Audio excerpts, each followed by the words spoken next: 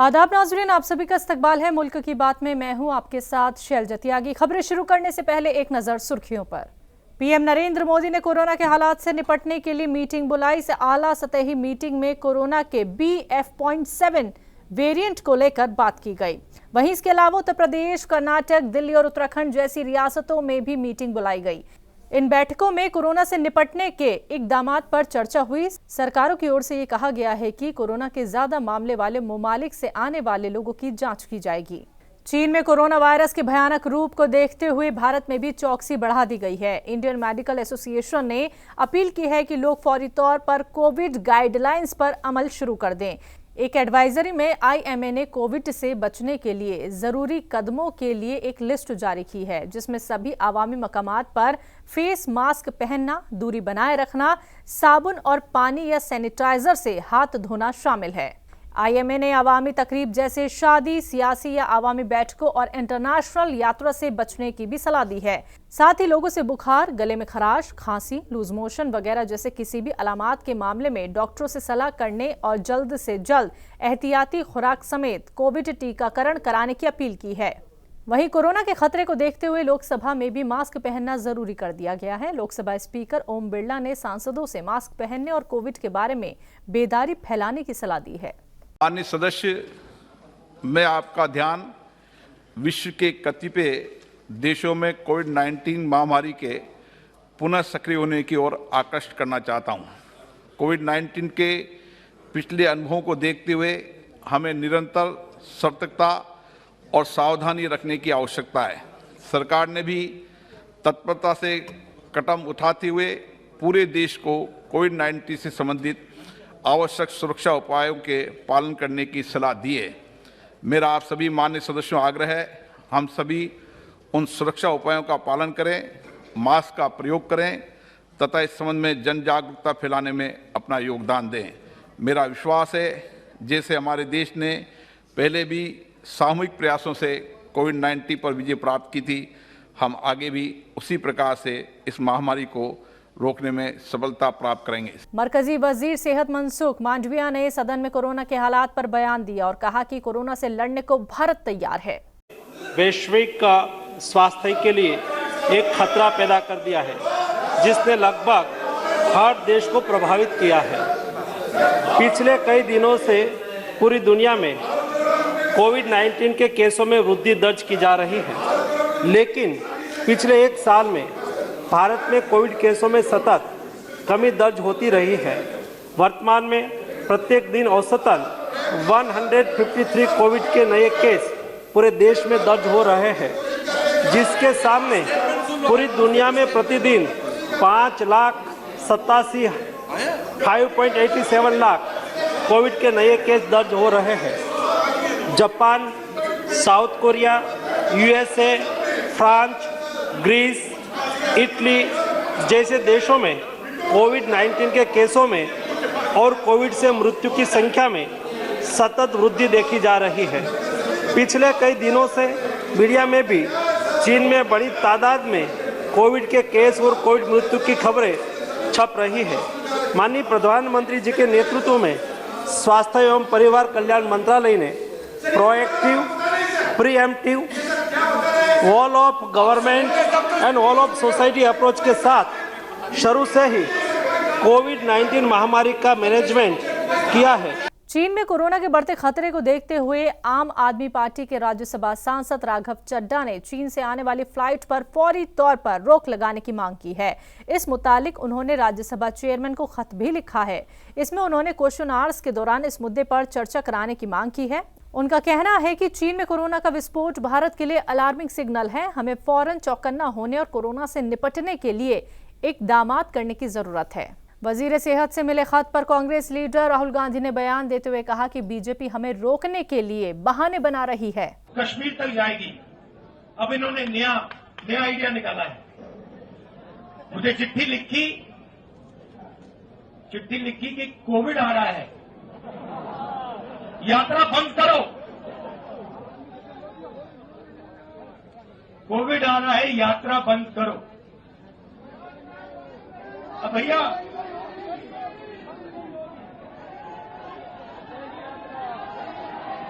मतलब अब देखिए, अब यात्रा को रोकने के लिए बहाने बन रहे हैं। अब मास्क पहनो, यात्रा बंद करो, कोविड फैल रहा है, सब बहाने हैं। हिंदुस्तान की शक्ति से, हिंदुस्तान की सच्चाई से ये लोग डर गए हैं। वजीर सेहत मनसुख मांडविया के कांग्रेस यात्रा रद्द करने वाले खत को लेकर कांग्रेस लीडर सुप्रिया श्रीनाथ ने क्या कुछ कहा, आइए आपको सुनवाते हैं। आज हिंदुस्तान के स्वास्थ्य मंत्री मनसुख मांडविया जी ने राहुल गांधी जी को और राजस्थान के मुख्यमंत्री, जहां पर अभी तक भारत जोड़ो यात्रा थी, उनको एक खत लिखा और उस चिट्ठी में कोरोना का उल्लेख किया और मास्क की, सैनिटाइजर की, वैक्सीनेशन इत्यादि की बात करी भारत जोड़ो यात्रा के संदर्भ में।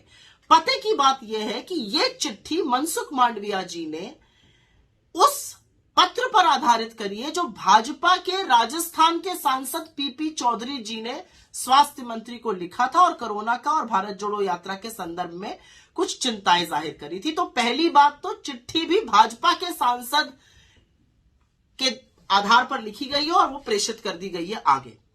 हम बहुत अभिभूत हैं आपकी चिंताओं को देखकर, लेकिन हम उसी स्वर में आपसे यह भी पूछना चाहते हैं कि क्या यही आईना, क्या यही चिंता मोदी जी को भी बताई गई है? क्योंकि 2 दिन पहले तो वो त्रिपुरा में रैली कर रहे थे, ठीक ठाक भीड़ भी आ गई थी, तो क्या वहां पे कोरोना नहीं फैलेगा क्योंकि वहां पे महामानव चले गए? पहली बात। दूसरी बात, और मैं ये बड़ी जरूरी बात आपसे करना चाह रही हूं, कि क्या हिंदुस्तान में कोरोना को लेकर कोई नए प्रोटोकॉल बनाए जा रहे हैं? क्योंकि अभी तक तो आप लोग अपनी पीठ ठोक के और सीना तान के कहते थे कि कोरोना पर हमने विजय पा ली। आज कहीं कोई नियम कानून ही नहीं है, चाहे प्लेन हो, चाहे ट्रेन हो, चाहे सार्वजनिक जगह हो, बिना मास्क के लोग आराम से घूम रहे हैं। इसका मतलब कोरोना नियंत्रण में है। और एक बहुत जरूरी बात यह भी कि क्या आपके मंत्रालय ने कोरोना के संदर्भ में कोई नए नियम और कानून बनाए हैं? खैर, यह आईना तो आपको भाजपा को भी दिखाना चाहिए, लेकिन जैसा कि अपेक्षित था, सरकार ने माहौल बनाने का काम किया और तुरंत चरण चुंबक चैनल्स और एंकर्स लगातार जुट गए कि कोरोना कितना बड़ा खतरा बन के खड़ा है। तो मेरे 2-4 आपसे सवाल हैं। अगर कोरोना इतना बड़ा खतरा बन के खड़ा है और पार्लियामेंट सेशन में है, तो पार्लियामेंट में इस पे चर्चा होनी चाहिए। पार्लियामेंट का सत्र कैसे चलने दिया जा रहा है? कोई नए नियम, कानून, प्रोटोकॉल क्या अनाउंस होंगे? क्या मास्क फिर से अनिवार्य होगा? इसके बारे में अभी तक हम लोगों ने कुछ नहीं सुना है।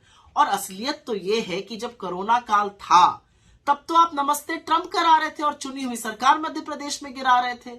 आप तब तो दीदी ओ दीदी कर रहे थे बंगाल में। आपने बंगाल में, असम में, उत्तर प्रदेश में चुनाव करवाए जब लाशें तैर रही थी और वहां से रामनामी खसोटी जा रही थी।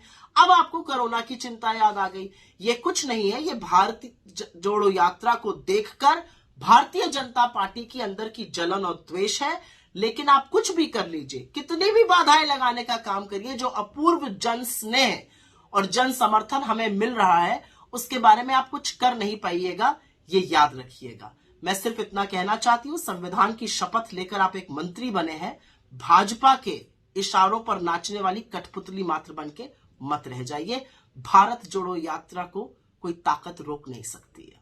महाराष्ट्र के वजीर आला एकनाथ शिंदे पर जमीन घोटाले का इल्जाम लगा है। आपको बता दें कि अपोजिशन की तरफ से ये इल्जाम लगाया गया है कि जब वो शहरी विकास मंत्री थे, तब उन्होंने नागपुर इंप्रूवमेंट ट्रस्ट यानी कि NIT की 83 करोड़ की जमीन को सिर्फ 2 करोड़ रुपए में अपने करीबी बिल्डरों को दे दी थी।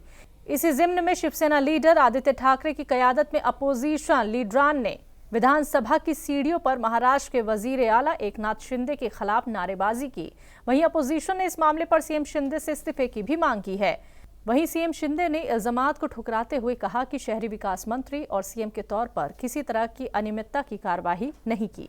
उधर महाराष्ट्र बीजेपी ने अब नया मुद्दा उठाया है। बीजेपी विधायक नितेश राणे ने कहा कि सुशांत सिंह राजपूत और दिशा सालियान मामले में आदित्य ठाकरे का नार्को टेस्ट होना चाहिए। के दिशा सालियान और सुशांत सिंह केस के बारे में कल राहुल शेवाले जी ने, जो खासदार है, उन्होंने सांसद है, उन्होंने लोकसभा में मांग की कि जो AU नाम का जो व्यक्ति है वो आदित्य उद्धव ठाकरे है, जिसने रिया चतुर्वेदी को 44 कॉल किए। हम लोग पहले दिन से बोल रहे हैं कि ये सुशांत सिंह और दिशा सालियान के केस में जिस मंत्री का इन्वॉल्वमेंट है, जिस बारे में बिहार पुलिस ने भी रिपोर्ट तैयार की है, उनका नाम आदित्य ठाकरे का नाम बिहार पुलिस ने भी लिया था। सुप्रीम कोर्ट में भी इस बारे में मेंशन हुआ था कि तभी के चीफ मिनिस्टर का बेटा उस केस में इन्वॉल्व है। ये सुप्रीम कोर्ट का डॉक्यूमेंट है, डॉक्यूमेंटेड है ये। तो इतना सब होने के बाद अगर सच्ची में सच बाहर आना होगा तो जैसे श्रद्धा वालकर के मर्डर के बाद आफ्ताब का नार्को टेस्ट करने के बाद सच्चाई बाहर आई, वैसे ही दिशा सालियान और सुशांत सिंह राजपूत के केस के बारे में आदित्य ठाकरे की नार्को टेस्ट होनी चाहिए, जिससे सच बाहर आएगा और दूध का दूध पानी का पानी हो जाए। शिवसेना लीडर संजय राउत ने एक बड़ा बयान दिया है। उन्होंने कहा है कि कर्नाटक का मामला बातचीत से हल हो सकता है, लेकिन वहां के सीएम जानबूझकर आग लगा रहे हैं। देखिए, बात इंच की नहीं है। वैसे तो उनकी सरकार जो दिल्ली में बैठी है वो भी इंच की भाषा करते हैं कि चाइना को इंच भी नहीं देगी, लेकिन चाइना घुस गया है। चाइना घुस, हम भी घुसेंगे। घुसने के लिए हमें किसी की परमिशन की जरूरत नहीं है, लेकिन हम मानते हैं ये देश एक है, ये मसला बातचीत से सुलझ सकता है। लेकिन कर्नाटक के मुख्यमंत्री जानबूझकर आग लगा रहे हैं, इसलिए कि महाराष्ट्र में एक इतनी कमजोर सरकार बैठी है जो इस विषय पर भूमिका नहीं लेती। जिस विषय पे 100 से भी ज्यादा लोगों ने बलिदान दिया है, उसके ऊपर अगर राज्य के मुख्यमंत्री उप मुख्यमंत्री अपनी भूमिका भी नहीं लेते तो मुंबई जैसे लोग आवाज चढ़ाकर, बड़ा चढ़ाकर बात तो करेंगे ही। हमारा कोई व्यक्तिगत झगड़ा नहीं है सरकार से या राज्य कर्नाटक के लोगों से। ये 70 साल पुराना मसला है, ये मानवता का मसला है। लोगों के ऊपर वहां अन्याय अत्याचार हो रहा है, एट्रोसिटीज हो रहे हैं, उसके खिलाफ हमारी आवाज उठ रही है।